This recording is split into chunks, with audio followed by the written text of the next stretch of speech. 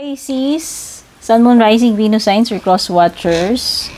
A Merry Christmas and Blessed New Year sa iyo. Babatiin na kita, baka makalimutan ko pa.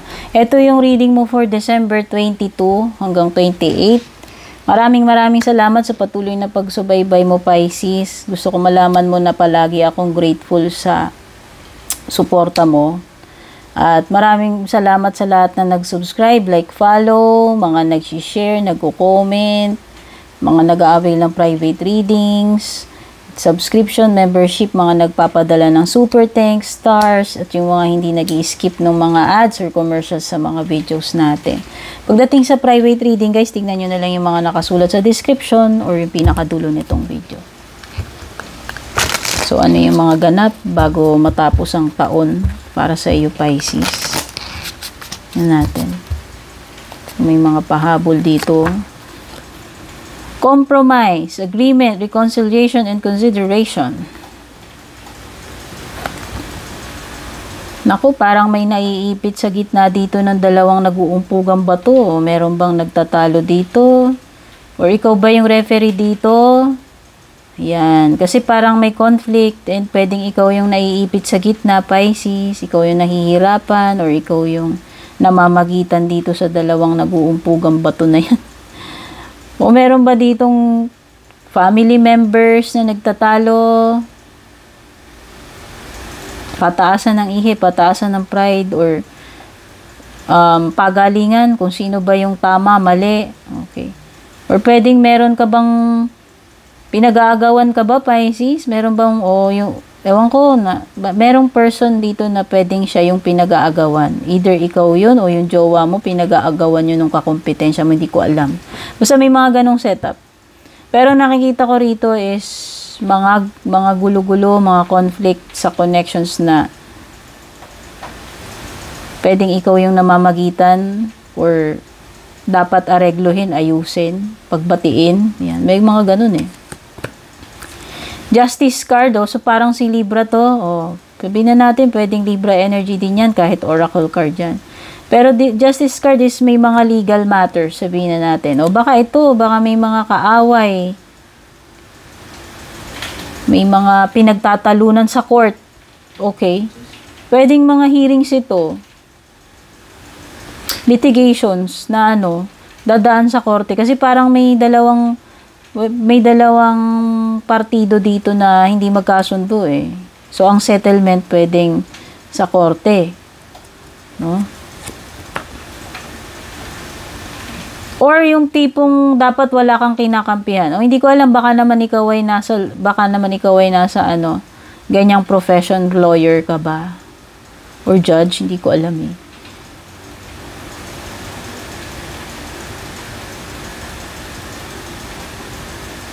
Mga matters na dadaan sa legal or mga matters na kailangan dumaan sa masusing pag-i-evaluate or analysis na kailangang gawan ng decision. Ayan. Pwedeng major decision din yan. Basta dito dapat walang kinikilingan eh. Kailangan neutral ka lang dito. Yun yung emphasis dito sa Justice card. Or gamitin mo yung best judgment mo pagdating dito sa bagay na to, na kung magdi-decide ka man, siguraduhin mo na nakita mo both sides, natimbang mo yung both sides ng situation, and then neutral lang, wala kang kinikilingan, parang ganun.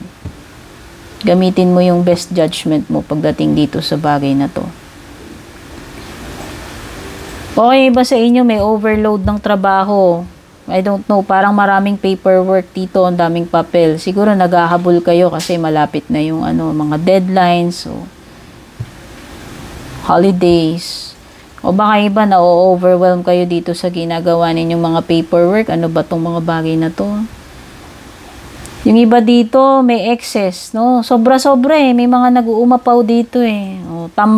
Tambak yung iba dito, na-overwhelm kayo sa trabaho, sa obligasyon ninyo. So, yung iba dito, baka mapuno kayo, maubusan kayo ng pasensya, uminit yung ulo ninyo. Meron bang parang makakapagpa-trigger na magalit kayo? Or maybe kung hindi ikaw yan, maybe you're dealing with someone na, alam mo yon, yung nasagad na, tas sumabog yung galit, no? Meron, pwedeng dito, you are dealing with someone who is galit na galit, whether ikaw yan o yung tao na makakadil mo. Parang na-triggered tapos galit na galit. Or someone na hindi niya makontrol yung temper niya, may mga anger issues, chorba. Tignan na natin, Pisces, yung ano mo. Umuusok ibig sabihin galit na galit yan. Kung ikaw man yan, yung person na makakaharap mo. Tignan natin yung love life mo, Pisces. Ay, grabe naman. Pwedeng LDR to, Pisces. Lumitaw kasi dito, distance, unbreakable love, divine timing, and actions speak louder than words. Pwedeng iba sa inyo, inoobserbahan mo tong person na to. Baka hindi ka ganun pa ka-convince. Tinitignan mo yung, pwedeng pinagko-compare mo or pinag-aaralan mo yung mga sinasabi niya versus doon sa mga ginagawa niya. Okay? It could be energy mo or energy ng person mo yan, ha. Bala ka ng Pisces mag-connect. Pero ang sinasabi dito, may distansya sa inyo nitong person na to. Pwedeng magkalayo kayo, hindi kayo magkasama ngayon, LDR. Or pwedeng malayo, merong something sa inyo na malayo, like may age difference or culture difference, I don't know, pero may mga ganong bagay. May distance Okay? No, baka yung iba dito ganun. Mahal yung isa't isa, andyan, solid, unbreakable, matibay to. Ito ay isang bond na hindi siya basta-basta pwedeng pagputulin kahit na hindi kayo magkasama. Hindi na puputol yung love, yung bond ninyo nitong person na to. At kung sino man tong tinutukoy na to, ikaw man ito o siya, itong person na to, Pisces, meron siyang genuine na pagmamahal para sa'yo or meron kang genuine na pagmamahal para sa kanya na sapat para ma-overcome ninyo kahit anumang kaharapin ninyong obstacles. Okay? Ganun ka-powerful yung love, yung bond dito sa connection na to. At meron something about divine timing. Sabi dito, maging patient ka lang kasi hayaan mo lang ipaubaya mo lang sa divine timing yung mga bagay-bagay tungkol dito sa person mo or sa ka-connect mo, connection ninyo.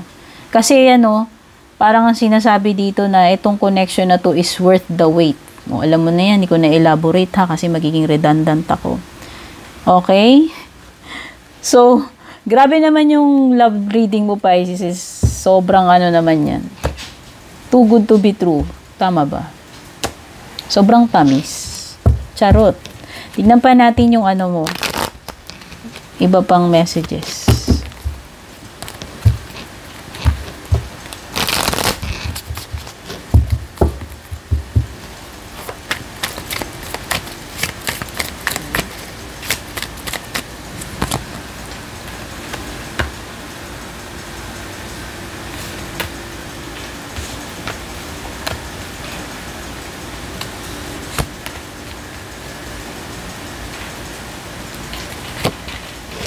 Okay, sa bottom, sorry naman. Sa bottom ng deck mo is meron kang Taurus energy, which is the Queen of Coins.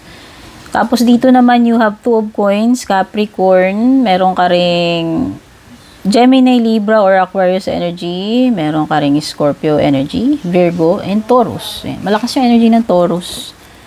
Ulitin ko, Capricorn, Gemini, Libra, Aquarius, Scorpio, Virgo, Taurus.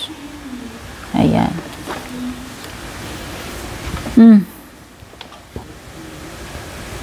So, nakikita ko dito, Pisces, hindi mo nahahayaan na inaano-ano ka lang. Ipaglalaban mo to. Ibig sabihin, alam mo na yung worth mo Alam mo na yung kung kailan ka maninindigan or hindi. Alam mo yung value mo, alam mo yung worth mo, hindi mo na yan ipamamalimos. And nakikita ko dito na ito yung period na talagang you are striving, you are working hard para dito sa iyong goal. So, ngayon, hindi mo na hayaan na yung treatment sa iyo is tinatrato ka na lang, parang tinatrato ka na lang ng basahan. Hindi mo nakahayaan yun.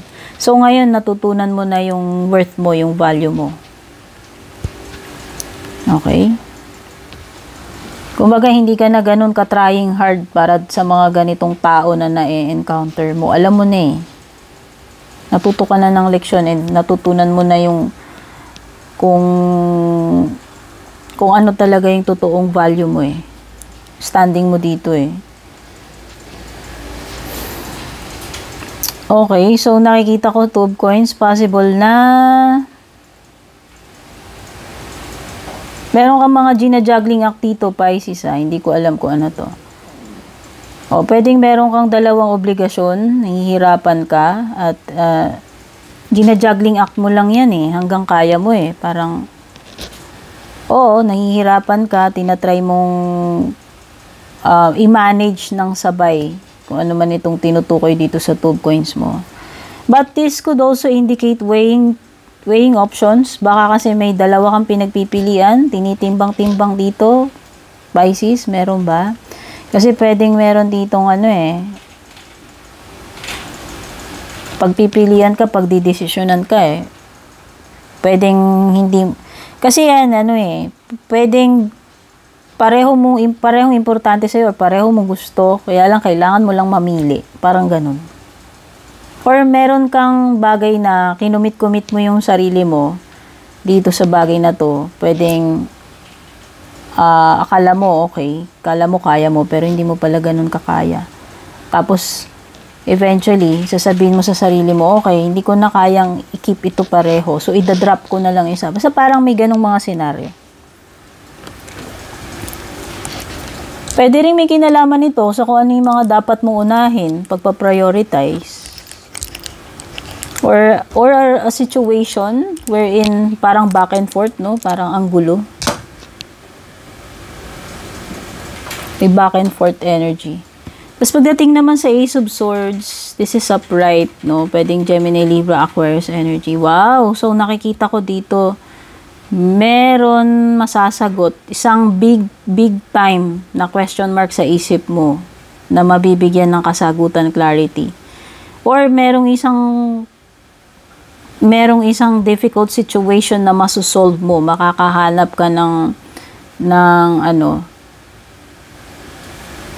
ng breakthrough. Yan, magkakaroon ng breakthrough dito sa sitwasyon na to eh. Kasi usually Ace of Swords, parang merong difficult situation na masusurvive mo, mapagtatagumpayan mo, parang ganun eh. Pwede rin naman itong decision din, yes. Pwedeng may kinalaman. So, ang dami mong cards dito ng mga bagay na kailangan mong pagdesisyonan, Pisces. Basta, marireveal na yung katotohanan dito, Pisces, kung meron ka mang malaking question mark sa isip mo. Yun yung mabibigyan ng kasagutan dyan. Death card. So, ang ibig sabihin lang yan, dumadaan ka sa period ng transformation, Pisces. Oo. Big time transformation ito para sa'yo. Sabihin na natin, may mga chapters sa buhay mo na tinalikuran mo na, natanggap mo na, nag-end na, and nagfo-focus ka na dito sa panibagong chapter na to. At tinatransform mo yung sarili mo. Or etong mga nangyari na to sa'yo in the past, pwedeng yun yung naging catalyst or pinaka-ingredient para matransform ka sa kung anong ka ngayon. Okay? So, pwedeng may mga magtatapos or nagtapos na rito kasi may death card is about endings and beginnings. Okay? Or yung mga biglaang pagbabago, hindi ko alam eh. Abrupt eh. Something na na-force ka. No? Na-force kang baguhin yan. Kung ano man yan. So, ngayon, wag mo nang iduda-duda yung iyong self-worth, ha? Kasi you are enough. Nire-remind ka ni Nine of Coins. Okay? Kung feeling mo man noon, hindi mo nakuha yung deserve mo this time. Alam mo na kung ano yung deserve mo eh. Okay? Okay, so meron ditong something na you are willing to invest kung anong meron ka. I-all out mo to eh. Kahit na alam mo na maghihintay ka with the 7 of coins, nafe-feel ko. Kahit na hindi mo alam kung ano yung kahihinat na neto, basta nafe-feel ko lang dito is yung buo yung kalooban mo.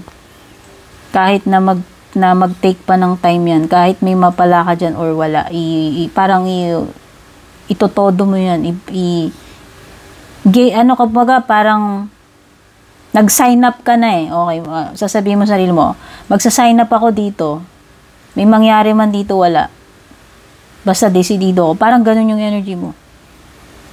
Pero meron ditong something na aanihin mo na ininvest mo, like, diba, sinimulan mo yan ngayon, inaalagaan mo pa kasi siya eh. And alam mo naman sa sarili mo na pag inalagaan mo to, meron at meron kang reward na makukuha. Basta, meron kang reward na makukuha dito. Yun nga lang, Pisces, ang sasabihin ko, this is something na magti-take ng time. And willing ka naman. Yun naman yung energy mo. Okay? So, nakikita ko dito, Pisces, ikaw ay a much better person ngayon. May mga goals ka para sa sarili mo. Masaya ka kahit single ka. Pwedeng successful ka. Or pwedeng meron ka ma-achieve with the Queen of Coins. Sabihin na natin. Meron